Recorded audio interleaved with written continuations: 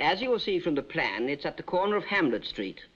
The property in question consists of a shop with living accommodation over. The freehold belongs to the occupants, Henry and Lillian Lord, who keep a general store at the premises under the somewhat unusual title of the House of Lords.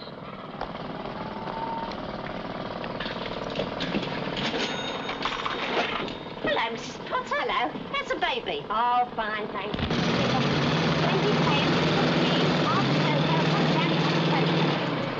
What did you say? 20 players,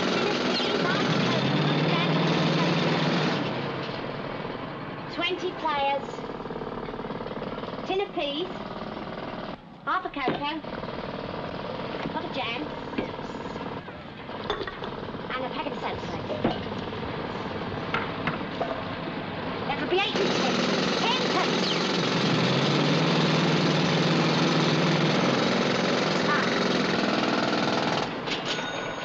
They didn't ought to allow it, really they didn't.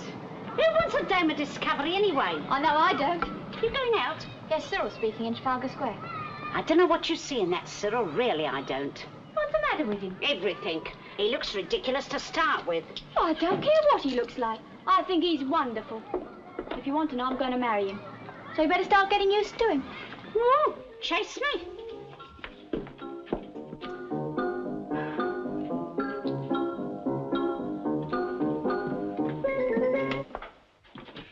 Oh, Mum, you stopped me right in the middle of my arabesque. I thought I told you to go and get a dress on. I was just going to. Mum, why can't I go to Sadler's Wells? Because you're going to be a secretary. Mrs. Slop says I've got a natural bent for it. Mrs. Slop's a school teacher and she shouldn't know nothing about natural bents. Anyway, if you have got one, you can try getting rid of it in a nice clean office. Oh, Mum. You'll thank me one day, you see if you don't. I won't. I'll probably never recover. Mrs. Slop says all true artists have to battle with frustration. She should know. You mark my words. I know, when they can't find someone to take Margot Fontaine's place, I'll be sorry. And so you will be.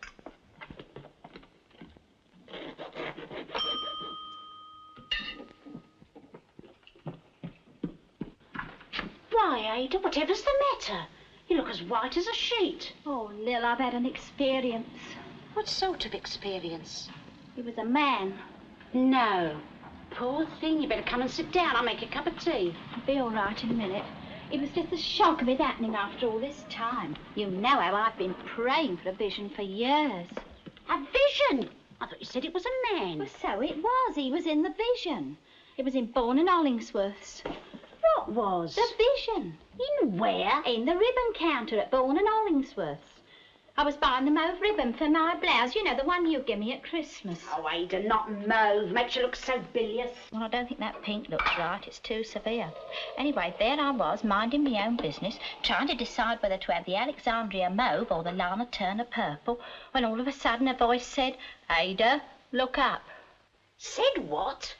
Ada, look up, it said. So I did, and there he was, standing in front of me. Who was? Shakespeare. You sure you're feeling all right? Of course. And what did he say? Was he buying ribbon too? No, he was just standing there, looking ever so sad and lonely. And what did you do, send for the manager? No, I was just about to faint when he spoke again. Ada, he said, listen to my voice. So I listened. What do you think he said? 1 and 11.3 a yard, export only. Don't mock, Lil. No, he said in a very sad voice, Ada, beware of the men in black. What men in black? I don't know. Well, didn't you ask him? There wasn't time. He just said, beware of the men in black, for they shall invade your precious plot set in a silver sea. Beware, Ada, the men in black. Then he vanished. There was the assistant standing in front of me, handing me my change, giving me ever such a queer look. Oh, I'm not surprised. I don't mind telling you, Lily, it hasn't half given me a turn. Oh, well, never mind, dear. You'll be all right when you've had a cup of tea. Oh, dear, I think I'm coming over all faint again. I think I'll go and get some air. That's right. Henry's out there. You tell him all about it.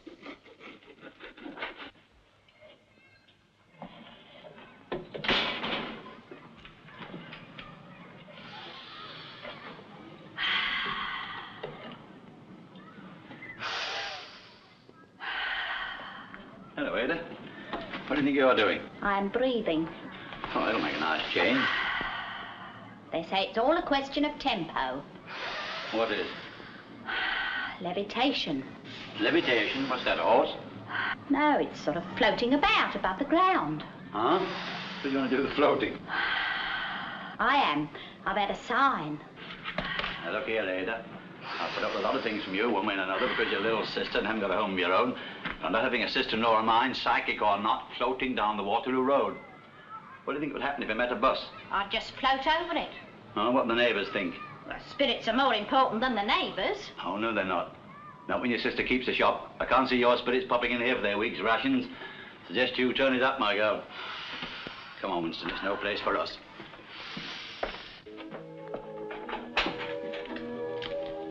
That'll do, Marina, that'll do. Getting a big girl now. I'm only practicing my steps. Well, you're frightening Winston. And my name's not Marina anymore. Oh, since when? Since I decided to be a ballet dancer. Oh, you couldn't dance a jig. What are we supposed to call you now? Sylphie. Well, if Sophie will turn off the blinking radio, we'll have tea. Come on, Winston. You know what's the matter with you, don't you, Dad? Yes, I had too many kids, one too many. You've got no soul. Haven't had time for one. If you worked on the Southern Railway for 34 years, you wouldn't have either. And you better take that rabbit off the table before Mum sees it. You know what happened last time? He had a chill on his stomach last time. Go on. Well, don't say I didn't warn you. What's the matter, Winston? Hungry? Let's see what we can find for you. Here, would you like some bread and butter? Here, come on, hurry up and eat it before someone comes in. Someone is in. Really, he won't eat his office food. Oh, ask him if he'd like a bit of jam on it. No. And take him off the table. All right, all right. Come on, Winston. We won't stay where we're not wanted, will we? Eh? No, over here. We'll go somewhere else, won't we? Oh, it's all right. No, don't mind. Shh. Don't let Mummy hear you say that.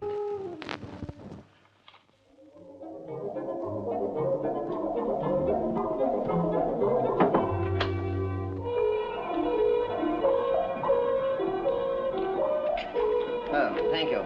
Switch on the lights, will you? Yes. Good heavens, it's nearly 8. Gentlemen, this is a directive from the minister. Well, what does he say? He says we must settle this problem tomorrow without fail. Any suggestions? Yes. I move we adjourn for dinner. I always think better on a full stomach. Well, in view of this, I think any adjournment would be inadvisable, don't you? Oh, whatever you say. Well, I propose that all departments involved delegate their authority to the chairman and send him to the Lords. Well, that's very decent of you, but I really don't know what I've done to deserve a peerage. I wasn't suggesting a peerage. Oh, but you said... No, the Lords of Hamlet Street. Oh. I second that, provided we can adjourn for dinner. All those in favour? Congratulations, Filch, old man. You're elected. Dinner. Oh, well, gentlemen. Gentlemen.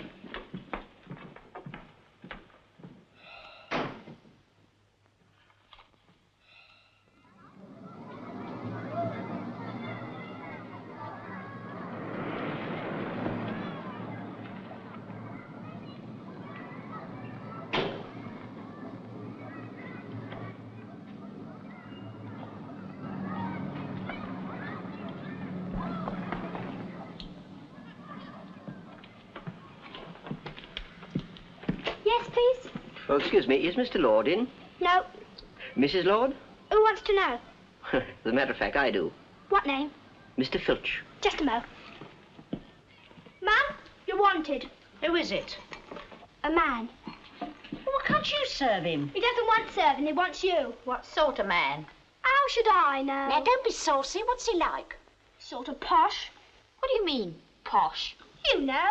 All dressed in black with a Anthony Eve Nat. Did you say black? Yes. There you are, remember my vision? Beware of the men in black, for they shall invade your precious plot. Oh, shut up, Ada. Good morning. Oh, good morning. Mrs. Lord? That's right. My name's Filch. I wonder if I could have a word with you in private. Well, I expect so. You'd better come in. Well, thank you. Through here. Mind the biscuit tin. Right you are. You must excuse it all being a bit untidy, but we're just finishing breakfast. Oh, that's all right. Oh, this is my sister Ada and my daughter Joan.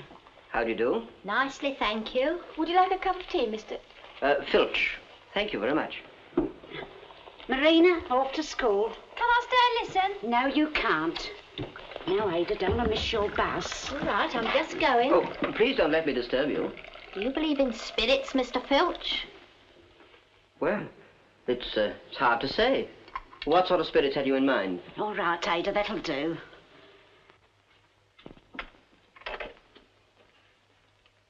Beware of the men in black, for they shall invade your precious plot set in a silver sea. Beware of the men in black.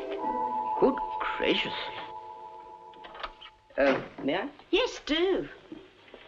You're not from the income tax, are you? Because we pay as you earn. Oh, no. As a matter of fact, that's almost the only government department that I don't represent. You see in me the What was that? It's the drills. On the festival side, you know. You wouldn't believe the noise you have to put up with when you have a festival in your backyard. As a matter of fact, it's the festival I want to talk to you about. Oh. Yes, I wonder if you realize, Mrs. Lord, how much it is costing to build a South Bank exhibition. What a pretty penny, I should think. A pretty penny indeed. More than £6 million. No. Yes. Oh. 1,200 men have worked 4 million man-hours to construct the site. They have used 960,000 bricks, 6,600 tons of cement, 3,960 tons of steel, and 400 tons of aluminium. Enough for a couple of houses, in fact.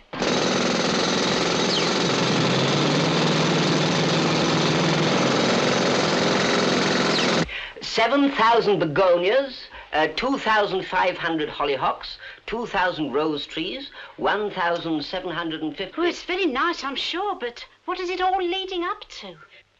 Well, Mrs. Lord, we want your help. But you're not asking us to pay for all that, are you? Not exactly, no. I merely quoted the figures to show you what an enormous undertaking this is. Naturally, every precaution has been taken to prevent things going wrong. But human nature being what it is... You mean something has gone wrong? Alas, yes. The government has made a mistake. No! Well, perhaps I should say that one very minor architect has made an error of a 1/16 of an inch on a blueprint. But nobody will notice that, surely. Ah, Mrs. Lord, that is just the trouble. A 1/16 of an inch on paper could mean anything up to, quarter of a mile on land. No. Yes. And this 1/16 of an inch affects two things, two very important things. You see, to lead the visitors to the festival, we are building a wonderful new highway.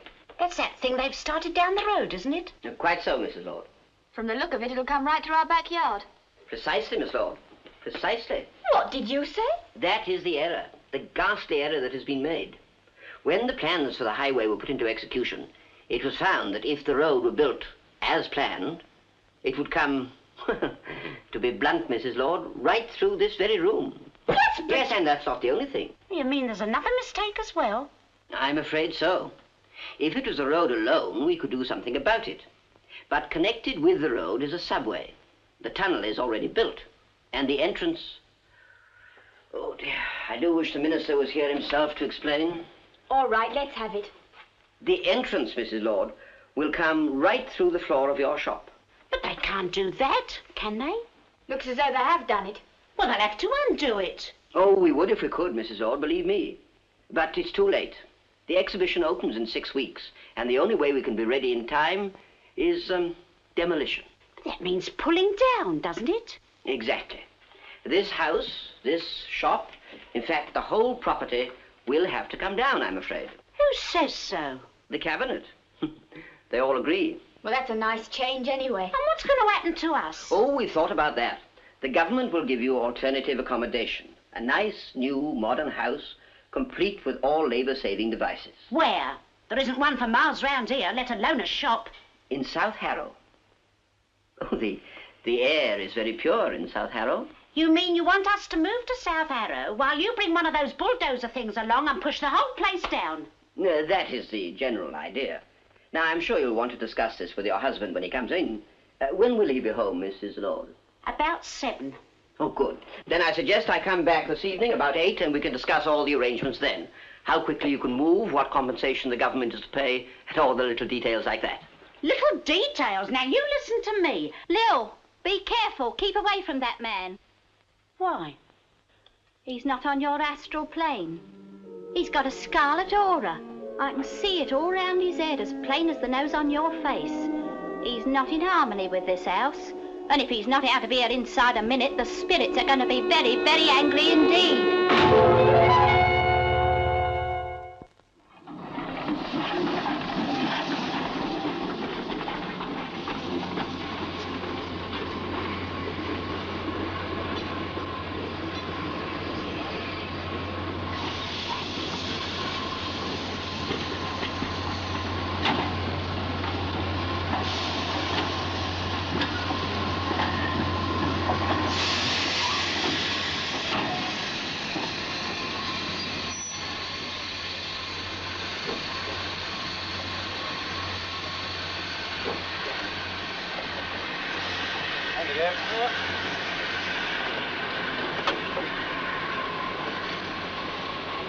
Well, so long, Jim. Look after the old girl for me, won't you? Yeah, you bet. Leave it to me. Tell Bill to watch that steam cock. I don't want it blowing up on him one morning. Okay. So long, old girl. See you in the canteen for a wet before we go, eh? Yeah, you bet. Right. Hello, Henry. Ted? Your last trip? Yes, packing it in tonight. What you gonna do? Help your missus with the shop? Not very likely. Gonna sit back, put my feet up and do sweet damn all.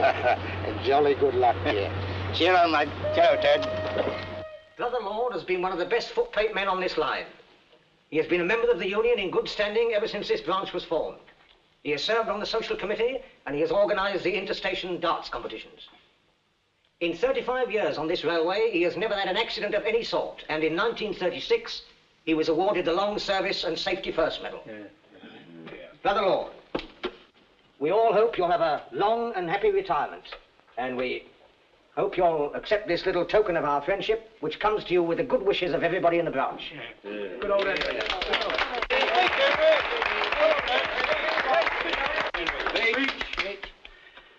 Brother Lawrence, boys, I'd just like to say thanks very much. I'm no hand at making speeches, but I would like to thank you for your good wishes and very handsome present. Yes, I've had a good innings on the old railway, and I shan't be sorry to turn it in and lead a life of leisure. But I promise you one thing, though. If ever I wake up at 5 o'clock in the morning again, I'll think of you all turning out to work while I turn over and have another sleep. So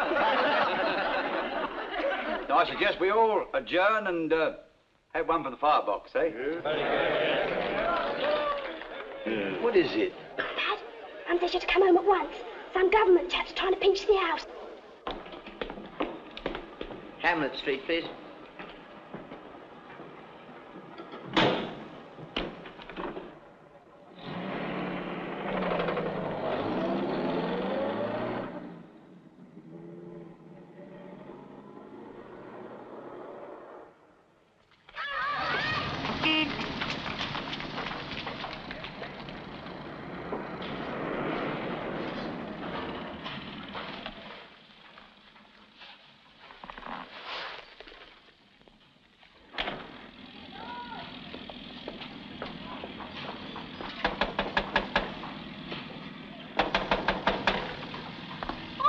All right.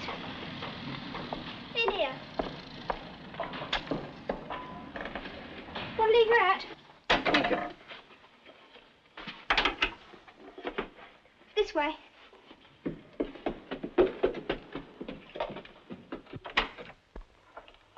He's here. Good evening. Good evening. Sit there, Mr. Filch. Oh, thank you.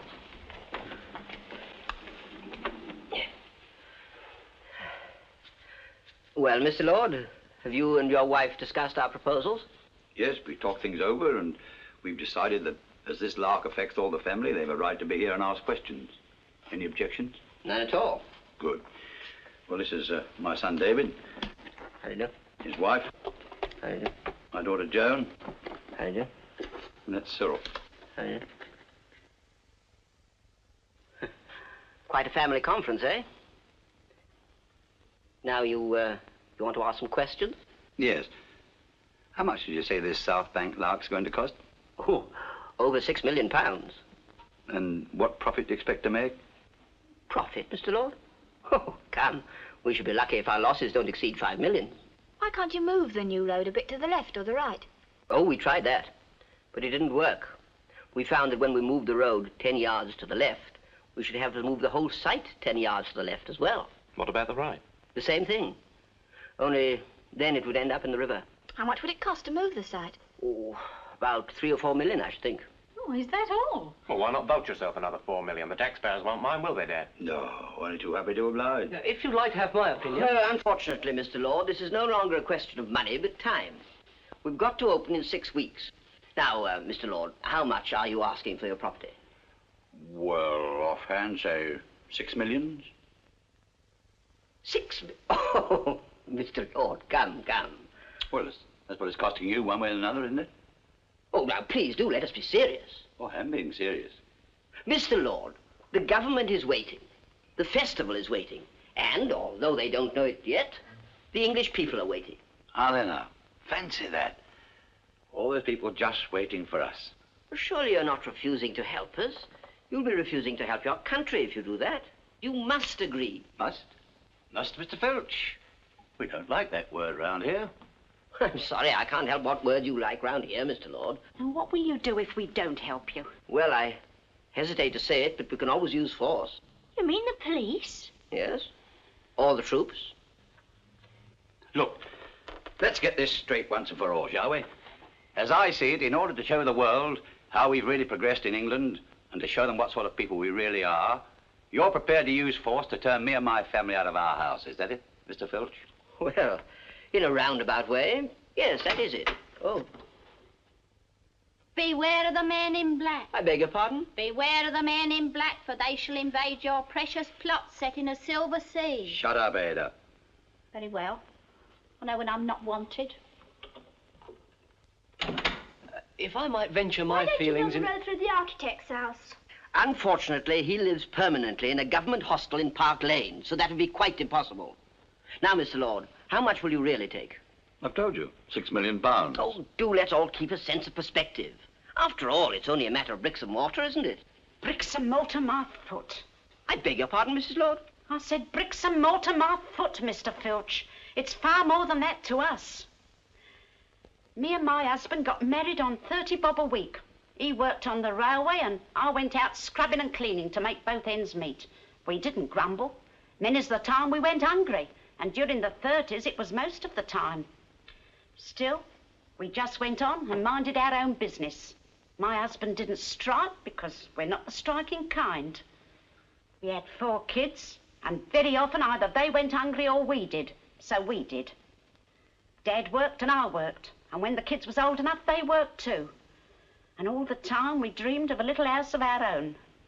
A shop for me, an home we paid for and couldn't be kicked out of at a minute's notice. Well, we got the house and we got the shop, and then the war came along, and one of our boys didn't come back. Still, we didn't grumble. We don't owe nothing to nobody. This is our land and our home and our house, and no one can't take it away from us. You understand? No one's going to drive a road through my sitting room or a subway under my shop. Nobody. You hear?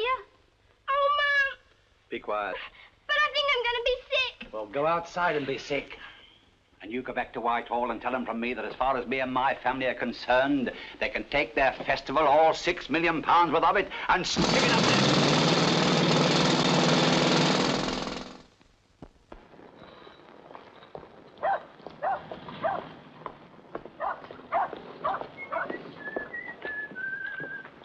Want to sign for? Up. What else? Tom, What else? we are scheduled for demolition. Who says so? Your obedient servant, H. Filch. Obedient servant. That's a good one. Henry. Well, now what we're going to do? Oh, don't worry, love, don't worry. I'll tell you what. Go and get your things on. We're going to see Councillor Hopkins. We voted for him the last 8 times. Now he can do something for us.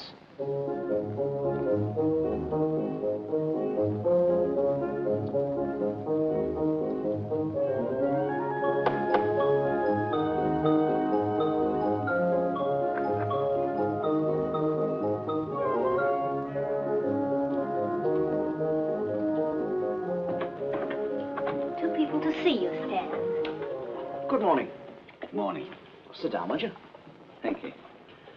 Our name's Lord. We live in Hamlet Street. That's in your ward, isn't it? That's right. I'm always pleased to see my constituents. Something I can do for you? Well, we hope so. Yes, we own the shop at the corner of Hamlet Street. Right by the festival site. That's right, just across the road. Well, we had a chap down from the government yesterday, and he says they want to put our place down to make room for the new subway for the festival. Well, they can't do that, can they? Well, I don't know. I mean, surely the council can do something. Well, this is a bit out of my province, I'm afraid. It's a matter for the housing committee. Tell you what, I'll give you a letter to the chairman. I can't deal with this, you know. It's not a housing committee job at all. It's parks and pleasure gardens, I should think. Or demonstrations and exhibitions. In any case, it's a matter for the mayor. I'll make an appointment for you to see him.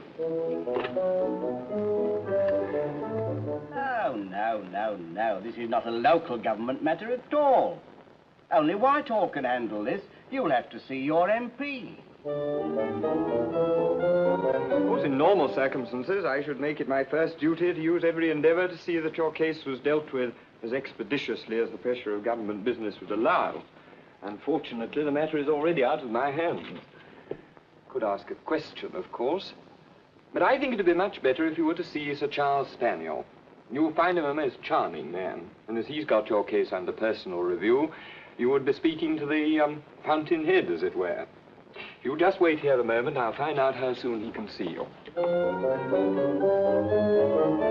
now, Mr. Lord and Mrs. Lord, I think you will agree that we have explored every avenue of approach to this distressing matter, and that we have left no stone unturned in our earnest endeavors to find a reasonable solution.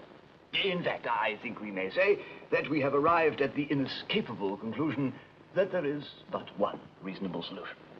And that is that you should allow the government to take over your premises, for adequate compensation, of course, and that they should provide you with alternative accommodation of an equal, or indeed superior character.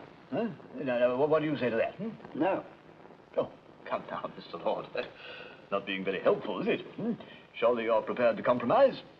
No. The government's terms are extremely favorable, you know. Perhaps if we were to raise the compensation figure a little? No. And are those your last words, Mr. Lord? No. Yes. What do you mean, Mr. Lord? I've told you, no.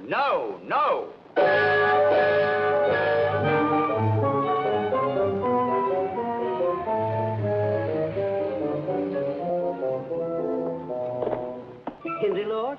Yes? And Lillian Lord? Yes. Happy to meet you, sir. And you too, madam. Good day. What's he doing? Advertising something? I'm afraid not, Mum. It's an eviction order. A what? An order from the court telling us we've got to get out. Well, they can't do that, can they? I don't know. I'm going to find out. Come on.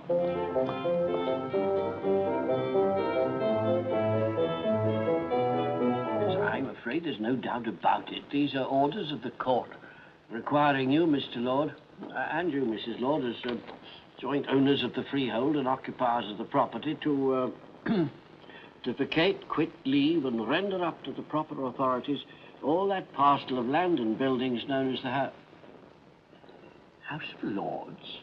Yes, that's right. That's the name of our shop. It's a little joke, you see. Our name is Lord, the House of Lords. This order, which appears to have the full authority of the court, was issued under Section 287, which deals with matters of urgency on the grounds of public safety. What's the public safety got to do with it? Are they saying we're dangerous? Well, according to this, the premises are infected with dry rot and therefore liable to collapse. Is that so? No, of course not. Hey, wait a minute, Bill. You remember 2 years ago? Oh, yes. 2 years ago, my wife applied for a license to rebuild the front of the shop because of dry rot in the woodwork. Did they grant the application? No, they didn't. No, the council surveyor came round. He said, yes, there's dry rot there, all right. But we'll have to wait till the materials are available. And we're still waiting. Not any longer, we're not. Can they really turn us out for that? I'm afraid so, yes, failing overwhelming evidence to the contrary. But can't we appeal?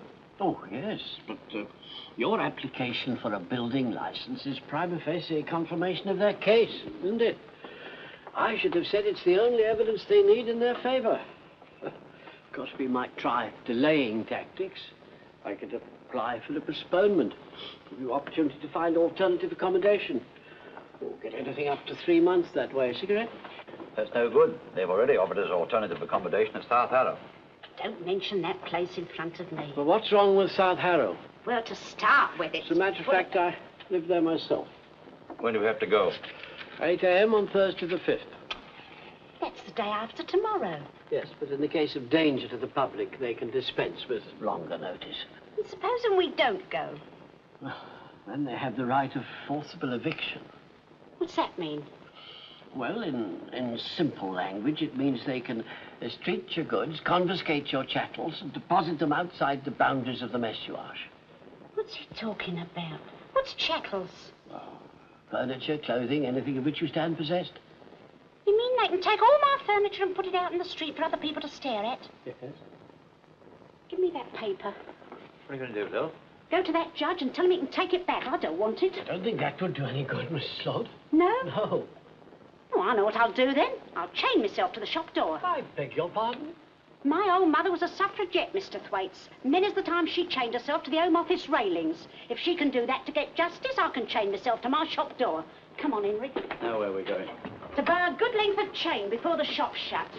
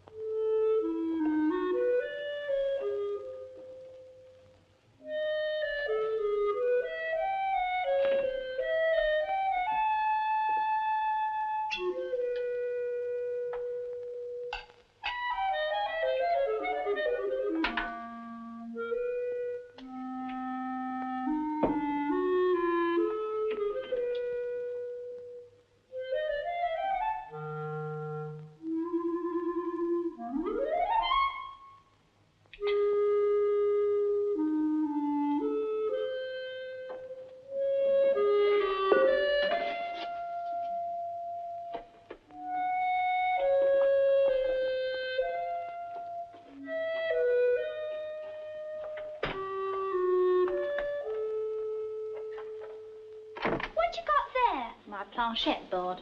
I'm going to consult the spirits about your poor mother. I wonder they don't get sick of you always calling them up.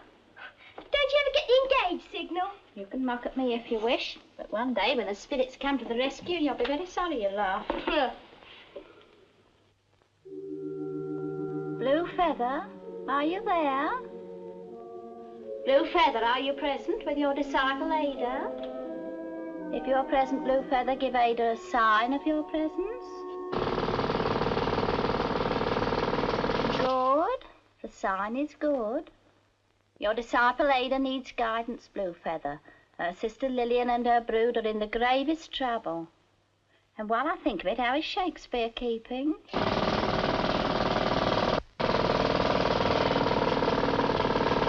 beg your pardon? What was that again? Blue Feather? I didn't quite catch what you said.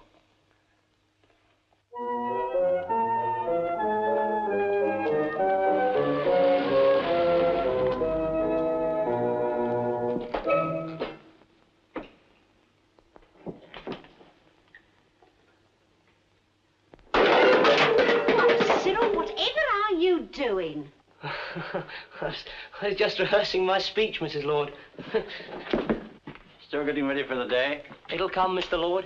It'll come. Is that you, Mum? Yes, dear. What is it? Mum, you better come and look at Aunt Ada. She's gone green. So what? She's been green for years. I'll go and see. She looks awfully queer. All sort of stiff. Oh, your Aunt Ada's looked queer ever since the day she was born. And she's breathing terribly fast, like this.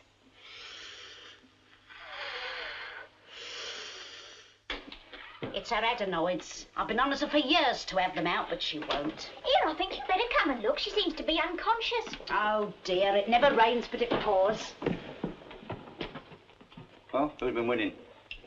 Aunt Ada. Look, Mum. Ada! Oh, Mum, don't touch her. Why not? You'll kill her. What do you mean, kill her? I saw a woman go off like that in a film at the Forum.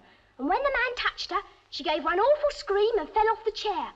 Dead. Well, we're not at the forum now. Ada, wake up. Ada, can you hear me? Ada! She can't hear you, Mum. Here, fetch your dad. I think she's gone. I'll pass. I'll try solo. Oh, I'll go bundle. Dad, Mum says you're to come at once. She's frightened Aunt Ada's done herself in. What a hope. Henry, come and do something quick. Oh, what do you want me to do? Well, take that silly look off her face. She looks half cracked to me. Ada, can you hear me? What about some water? What about it? Go and get some cold water and throw over her. That'll kill her too. I know because All right. We know you saw it at the forum. Now, let this be a warning to all of you. This is what comes of meddling with the unknown. Ada! Ada! Can you hear me? What did she say? Ugh. Perhaps they talk a different language on the other side.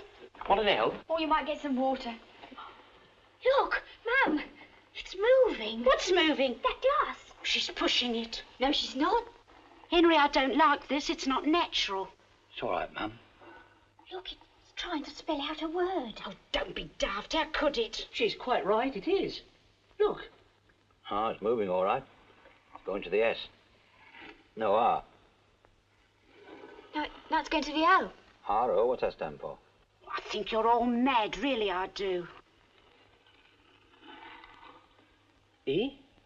What is it, D? B. Yes, it's B. R-O-B, Rob. Now it's stopped. Well, perhaps it's tired and wants a rest, poor thing. It started again, look. It's going down.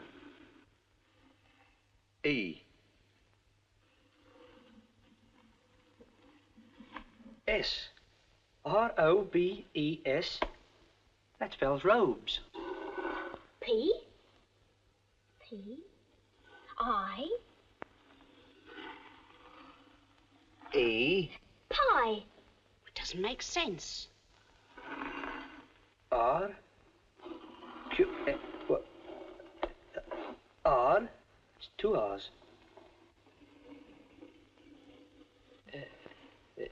E. She stopped. Oh! What did I tell you? Now she's dead. Here, put her up on the sofa. She's not breathing. Dad, put her up on the sofa. Get her on the sofa, boys. Here, better give her some whiskey. No, why, she doesn't touch it. That's all you know. Dad, pour out a drop.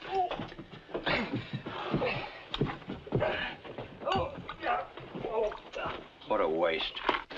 Come on, Dad, come on. Now, look, don't all crowd round her. Give her a chance to breathe. Go on, you go downstairs and I'll bring her round. Go on, all of you. Come on, Ada. Where am I? Oh, Lil, I thought I was... Now then, finish it all up. You shouldn't have woken me. I was floating higher and higher. It was wonderful. I nearly touched the ceiling.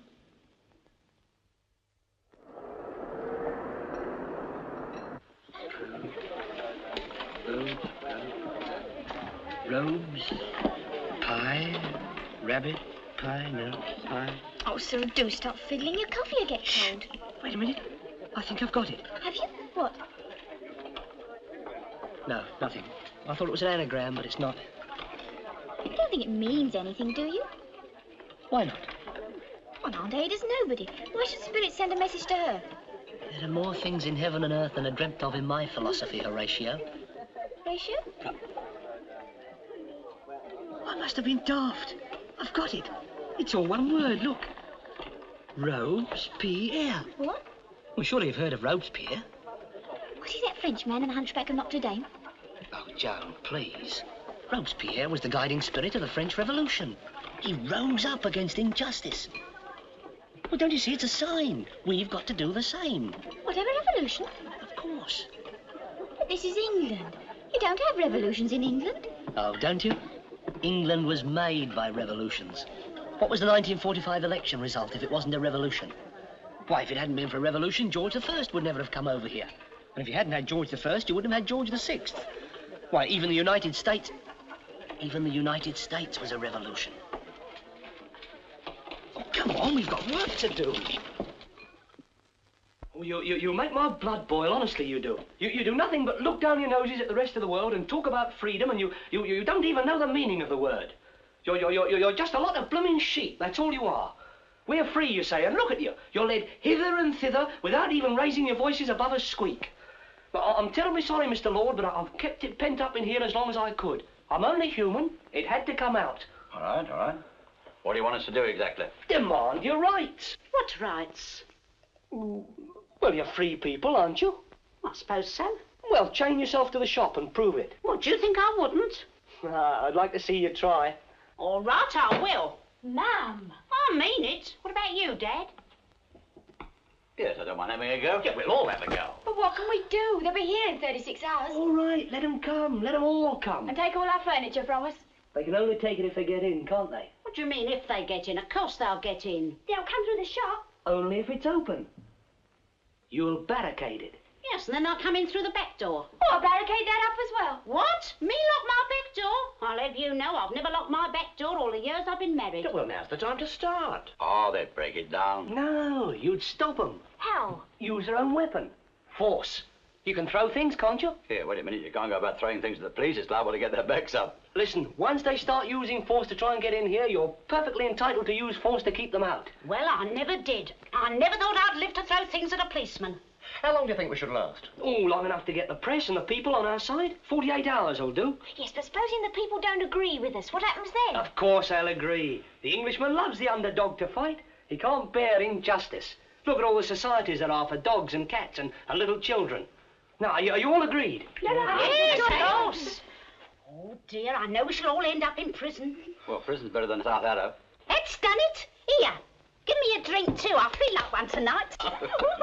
Now, careful, Mum, careful. I don't want to be careful. I want to be reckless. Oh, my goodness, if my old Mum could have seen this. She loved a bit of violence, did Mum? Ladies and gentlemen, I'll give you a toast. The revolution. Hey, oh, no.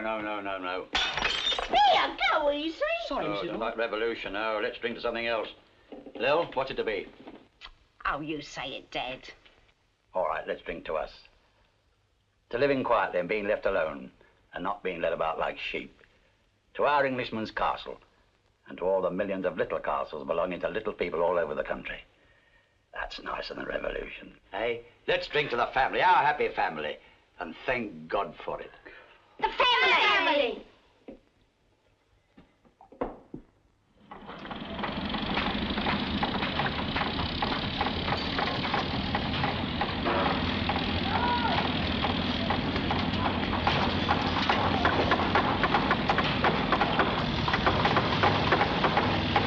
How's it going? Oh, nearly finished. Jolly good. We can have a go at the back now.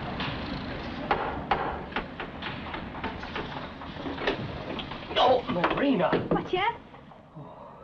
Well, that's absolutely wonderful. That's enough to beat off a regiment.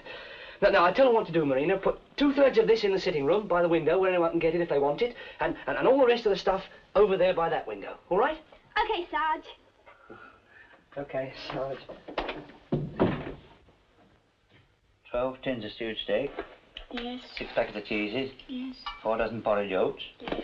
2.5 dozen candles. And 2.5 dozen cans. That's a lot. Right. I knew I should have got in more stock. Why, what's the trouble? Oh, by the look of this lot, we shall be living on mock turtle soup, raspberry jam, custard, bluebell and nightlights. Don't worry, Lil. Have to hold out for a couple of days at the most. Do you really think that they'll give in by then? Well, of course they will. Well, I hope you're right. Do you like junket?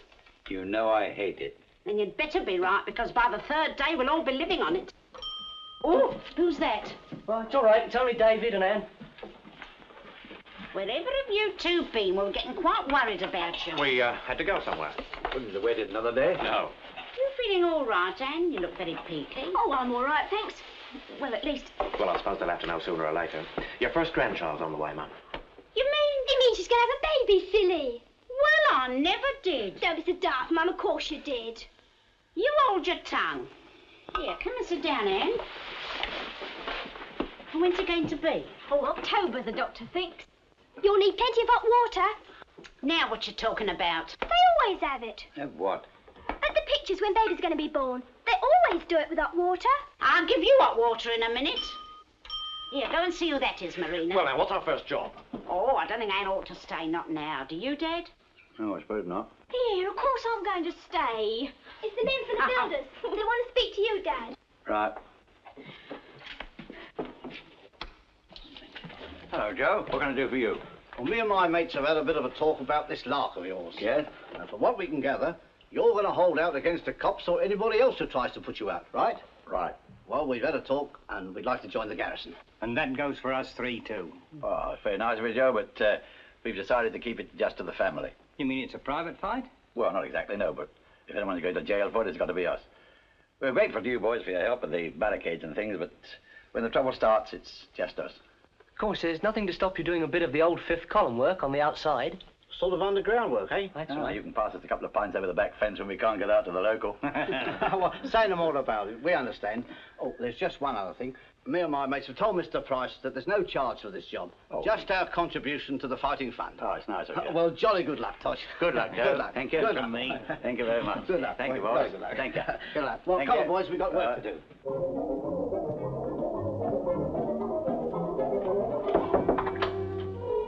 I think we can congratulate ourselves, gentlemen, that everything is going according to plan. Oh, thank you. No answer to our eviction order has been filed, and the grounds upon which we obtained it, the incident of dry rot in the woodwork of the premises, are, I feel sure, absolutely unassailable. I shall myself head the party that attends the premises at 8 a.m. tomorrow to take over. Did you say 8 a.m.? That's right, sir. Oh, heavens, I don't know what the country's coming to. There was no such hour as 8 a.m. when I joined the service. This is from the superintendent of police. He has received a report from Hamlet Street that barbed wire barricades have been erected around the Lord's shop, and the windows have been boarded up. Oh, I say. Well, barbed wire can be deuced hard on the clothes, huh?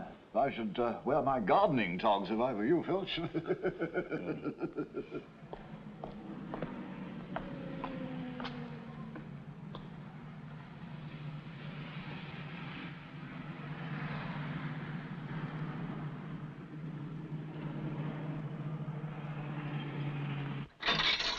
Hello?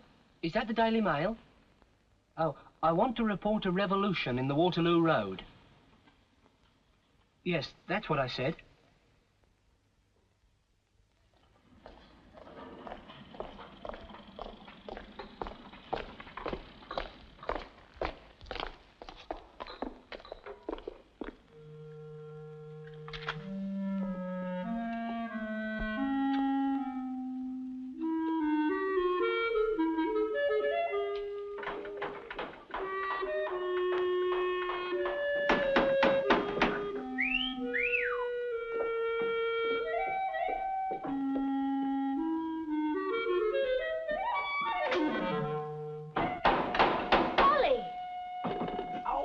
What on earth you got that thing on for?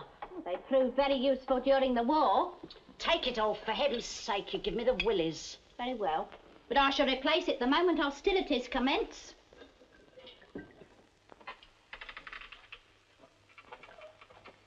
Morning, Mr. Lord. Morning, Cyril. See anything yet? No. All quiet on the Western Front. Oh, dear. Any moment now.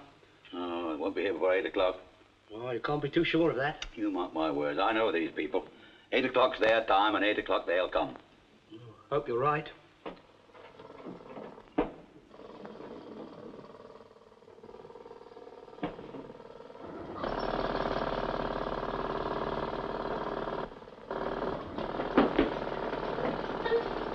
So are you said to, Charlie? Daryl, Dad, come quick. There's a man trying to get in. Huh?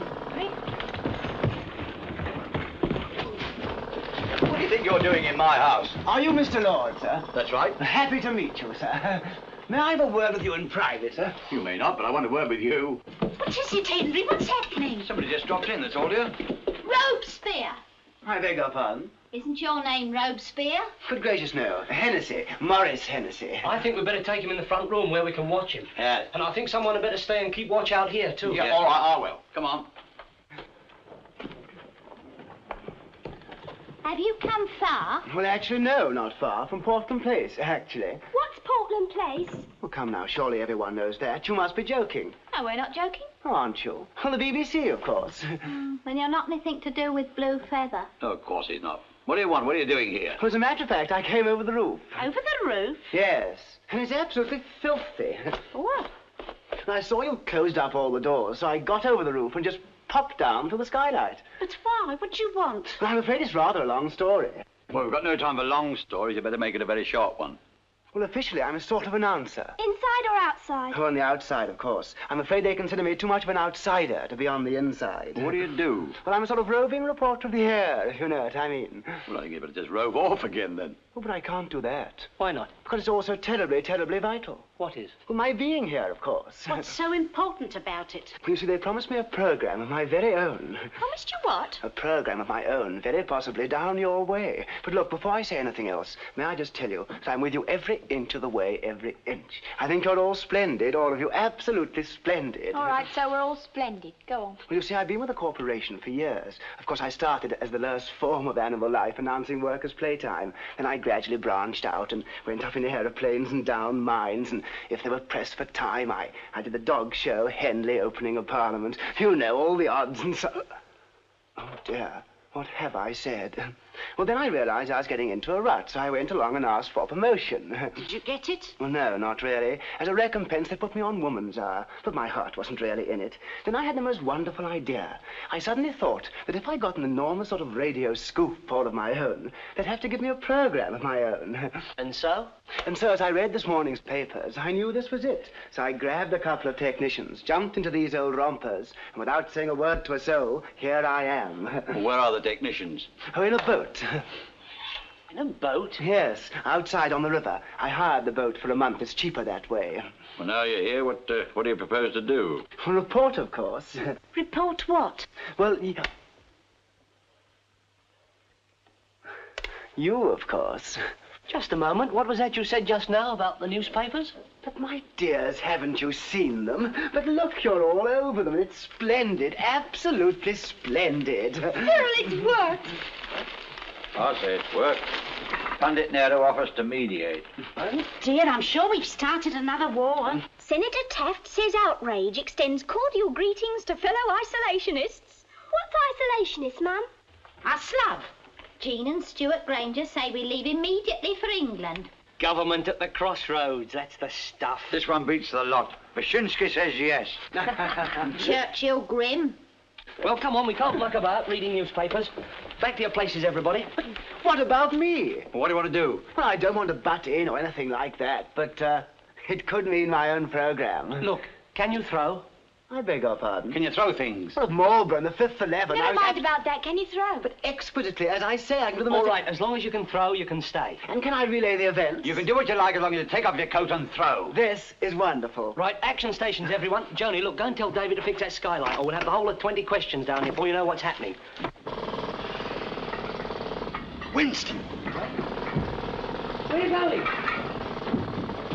What's the matter? Winston is still outside. Oh, never mind about him now. What do you mean, never mind? I'm going to get him. But you can't. Everything's all nailed up. Well, it'll have to be unnailed.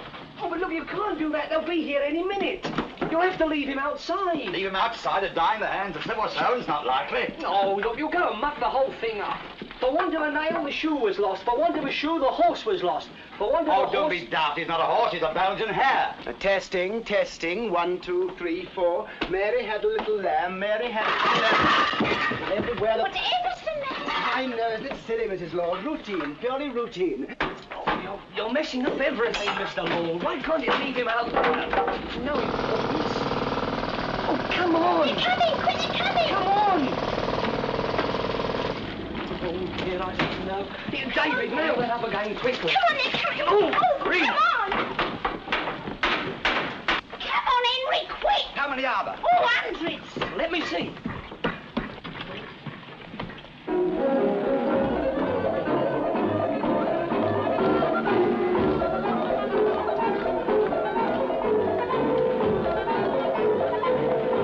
Get ready to throw, but don't do anything till I tell you. Wait a minute. Henry Lord. Mr. Lord. Hello.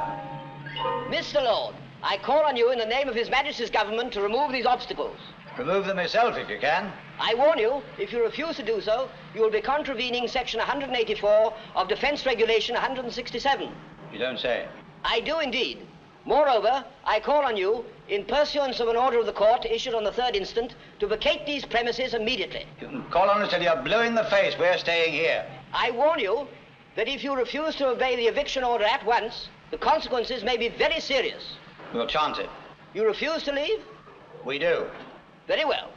We shall consider what steps to take. Good morning. Good morning.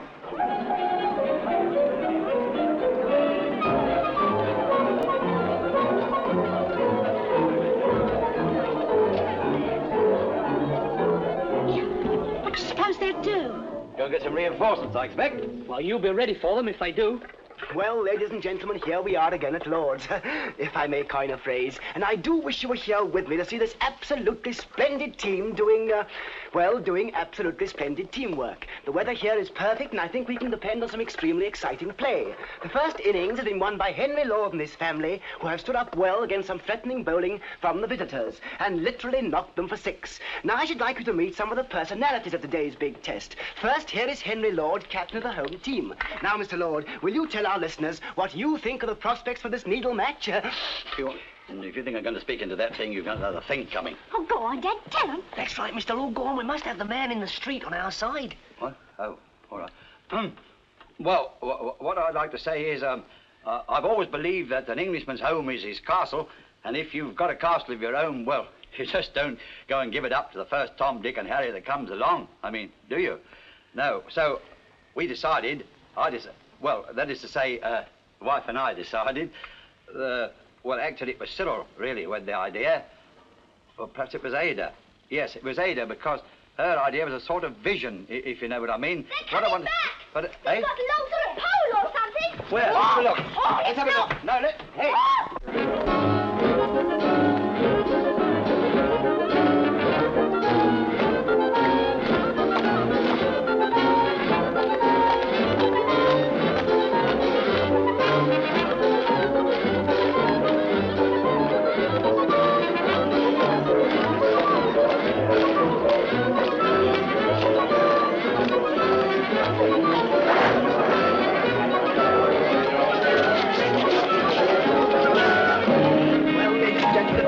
About to begin now. 1, 2, 3, heave! Ready, steady, throw!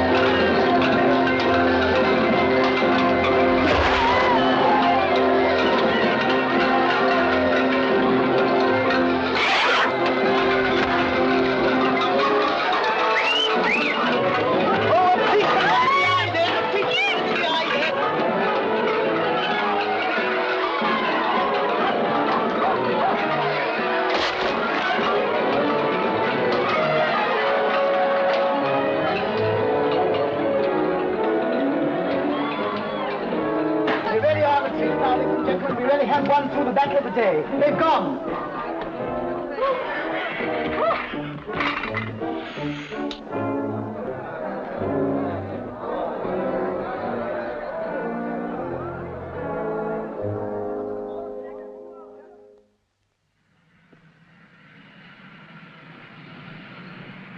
The men are demanding a further 4p an hour and the right to work only on Mondays and Tuesdays. There were extraordinary scenes on the South Bank this morning when officials arrived to take over premises which had been earmarked for demolition in connection with the Festival of Britain plans. Mr. and Mrs. Henry Lord and their family had barricaded themselves inside their house and resisted all efforts of the police and officials to evict them. They kept up a steady stream of missiles from the upper windows, and 3 policemen and 2 council workmen were treated at Westminster Hospital for injuries caused in this way. The BBC correspondent on the South Bank, Maurice Hennessy, quotes Mr. Lord as saying, We are prepared to hold out for a month if necessary. The weather forecast for London and southeast England. I say, they didn't use much of my stuff, did they? Never mind, Morris. Better luck tomorrow. Well, it's jealousy, of course. Just pure jealousy.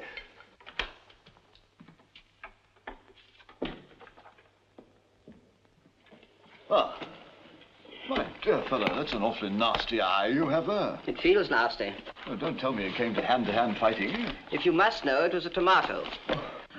Well, let's get down to business, shall we? I have just left the Prime Minister.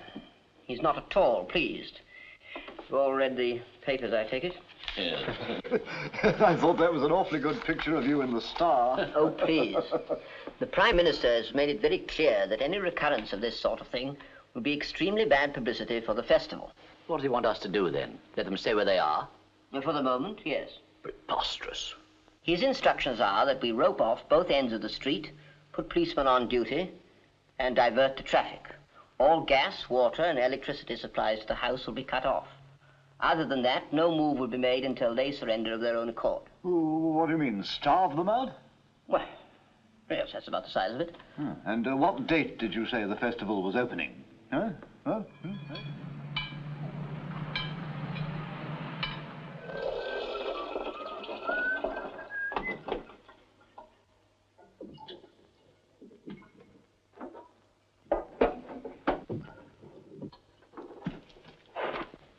Thought you'd like to know they've turned the water off.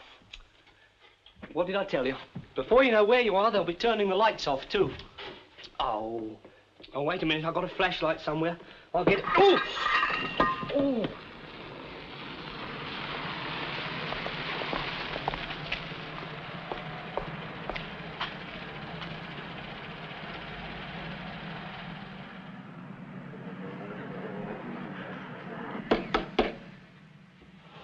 If you ask me, it's a waste of time, all this watching.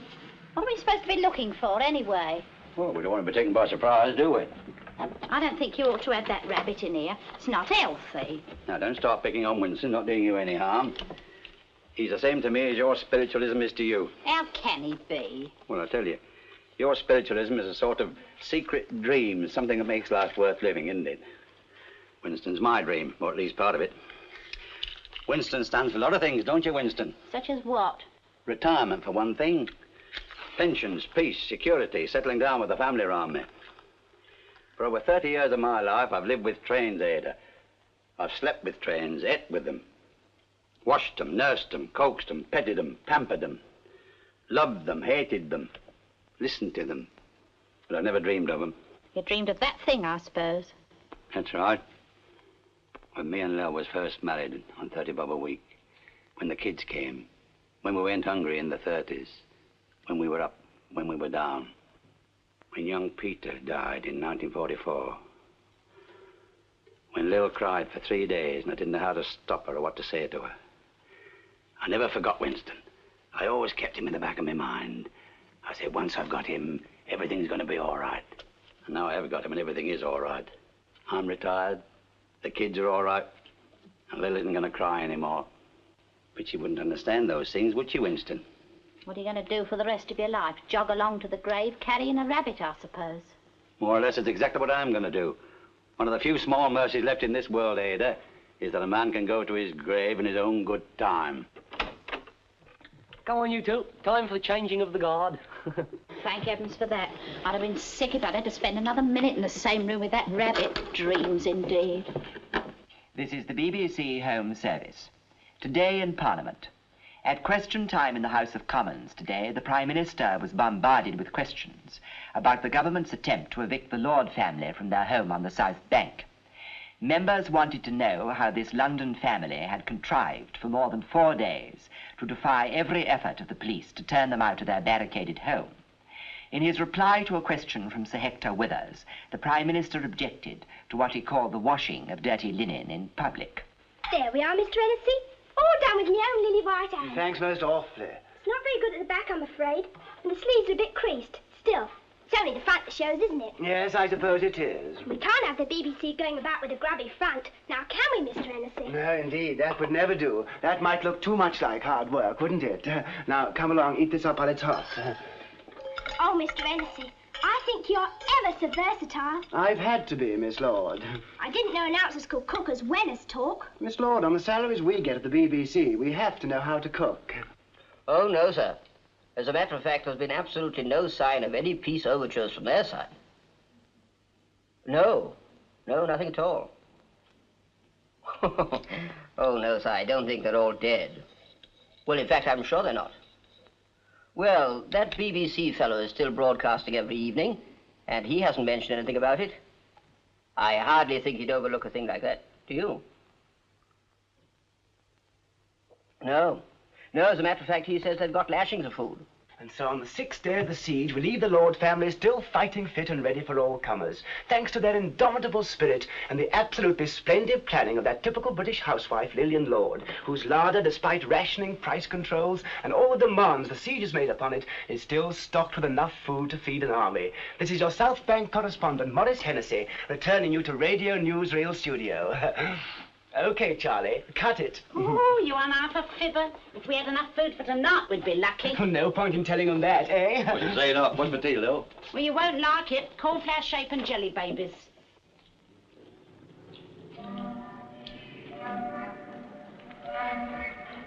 All right, you two. Hop it. You can have it. I don't want it. What, no change? Nah, no change. Not a blinking sound out of them all day. Poor so-and-sos. I wonder if they'd like us to fetch them some fish and chips.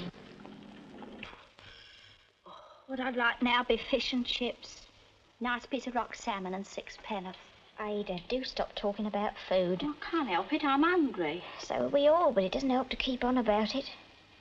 Let's talk about something else, shall we? What? Well, why didn't you ever get married? I nearly did once. It was when I was young and we lived at Clacton. He was the juvenile lead in the local repertory company. I met him at a whist drive. Then I saw him on the stage in Bunty Pulls the Strings. Was he any good? Well, he said what he had to say quite nicely. He had lovely teeth. Then he had to cut a long story short. We got engaged. Engaged? Well, there's no need to sound so surprised. I've had my moments, even if I don't brag about them. We've been engaged for 3 years. Then he spoilt himself. Men always do, you know. Just go and spoil themselves at the wrong moment. What did he do? Well, we went canoeing. Of course, in those days we used to. Nowadays they go on bicycles, but I suppose it all leads to the same thing. What did this lead to? Well, we were on the river, and when he got tired, we tied up to a sort of little island in the middle. It was then that he went and spoilt himself. How? Well, you know. In the canoe? No, on the island. There wasn't a soul in sight except a couple of nasty swans. That finished it, I suppose. Not half it didn't. When I asked Lil what he meant, didn't speak to him again. Did you love him? Well, I was never quite sure, really. Why? Well, there were so many of him, if you know what I mean. Actors are queer, you know, very unreliable. It's because they're artistic. They never have their feet on the ground long enough to stop acting. They act when they get up, when they eat, when they have their bath, when they walk along the street. They act all the time. Never natural, you know. Well, I mean to say it's not very nice, is it? You'd never know who was kissing you, Long John Silver or Choo Chin Chow. So you gave it all up, eh? Yes, and just at the right moment along came the spirits. Men are all right, I suppose, but me, well, I'm really much happier with Blue Feather.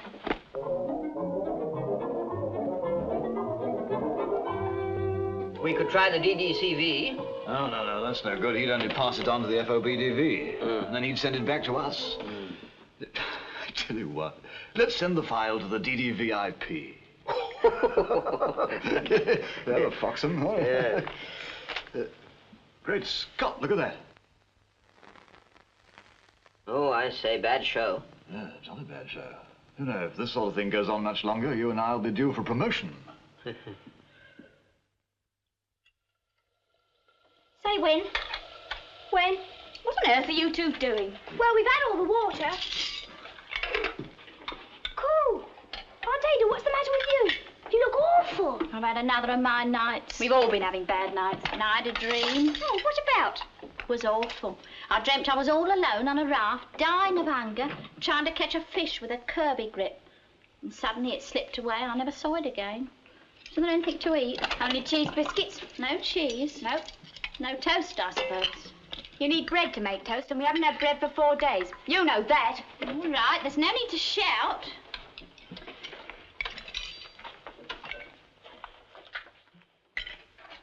Hey, what are you doing with Winston? I know a wonderful dish made out of rabbit. Ada, put that down. After all, it isn't as though we don't know where he's been or what he's eaten. He's had the best of everything all his life. You leave him alone and don't touch him again, or I'll... Lil, he went to strike me. Well, serve you right. I feel queer. Well, go back upstairs. I can't. My heart's missing. Well, go and look for it. My head's going funny, too. I feel as if I was floating about. Well, you can't float about outside. Hope you get captured. You won't let her touch Winston, will you, Dad? Over my dead body. That'll only be a matter of time for all of us if we go on like this.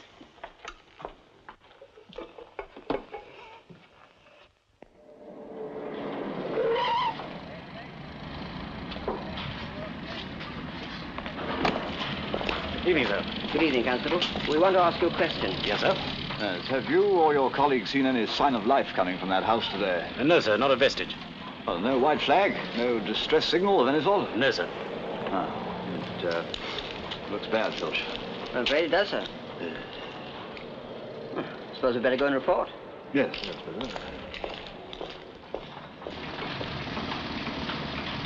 They're still working on the festival site. Huh? Nice to have overtime for someone. It would be funny if nobody came after all this fuss. Oh, they'll come all right. I wouldn't half laugh if they didn't. Well, they came to Wembley, didn't they? What a long time ago Wembley seems now, doesn't it? Not to me. It only seems like yesterday. I was going to have Peter and you didn't know, and I was frightened to tell you because I thought it might upset you, and you couldn't make out why I wouldn't go on the scenic railway. And then you told me in the Butter Pavilion. But the Prince of Wales carved in Best New Zealand standing right behind. And you cried. I didn't. You did, and people stared. And it was so hot I thought I was going to faint. And it took us half an hour to get a cup of tea. Poor old Peter. Yes, he was a good boy. He was. He loved a fight. Ah, wouldn't he have enjoyed this, eh? Henry, What? you sure we're doing the right thing? Yes, what? Oh, well, I don't know what to think anymore. First I'll listen to common sense, then I'll listen to Cyril, then I'll listen to you and the kids, and I don't know which is right.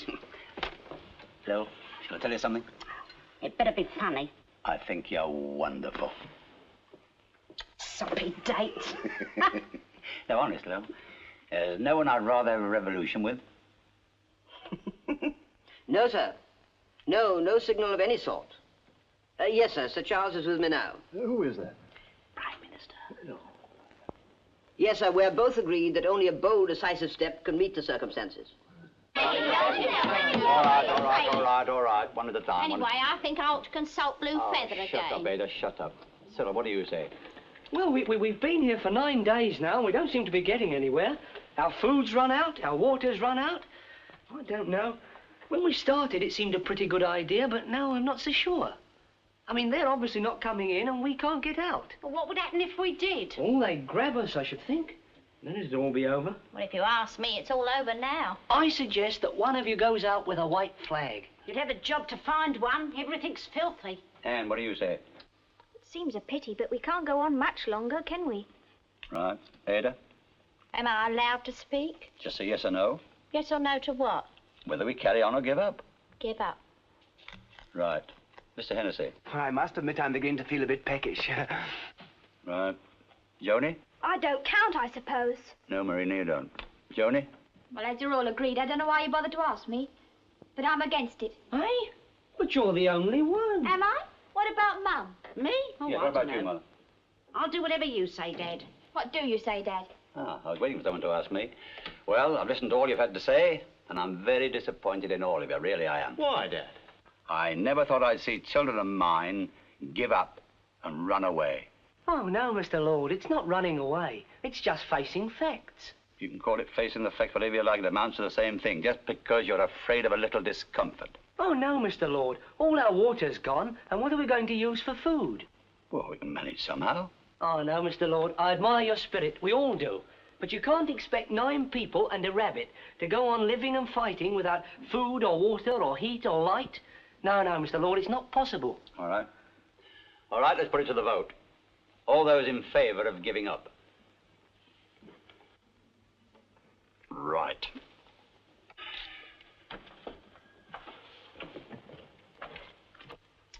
Dear, I suppose I'd better follow him.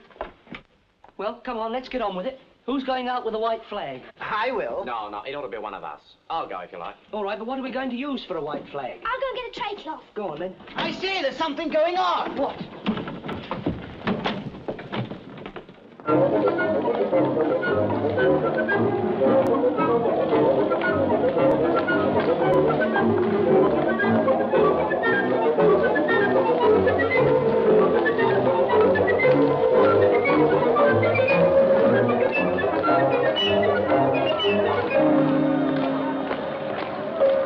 Fetch Mum and Dad, quick.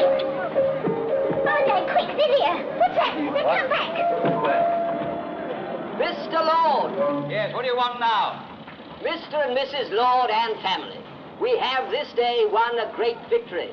Who has? We, the people. This day will go down in the annals of our glorious history as the day of the little man. Slowly but surely, the government of this great country has retreated. Until last night, at 10:33 p.m., it conceded victory to the Lord. What about our house? What are you going to do? By order of the Prime Minister, this home, this tiny shrine of independence, will be rebuilt from top to toe. But it doesn't want rebuilding. That has nothing to do with it. What about this road of yours? It will branch, Mr. Lord. It will branch from the left and to the right and join again in front of this humble but brave property. Oh, you mean we'll be a little island? Little in size, Mrs. Lord, but great in heart and magnificent in courage. A shrine to the Englishman who dared to fight to prove that his home was, whatever the cost, his castle. We are never cheat! Oh, hooray!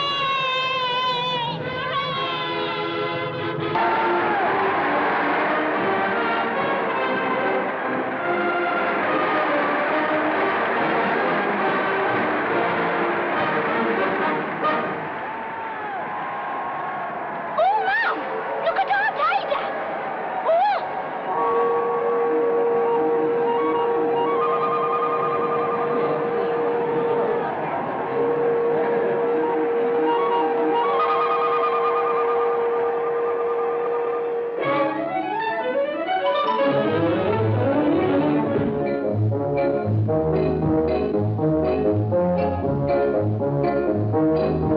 Thank you.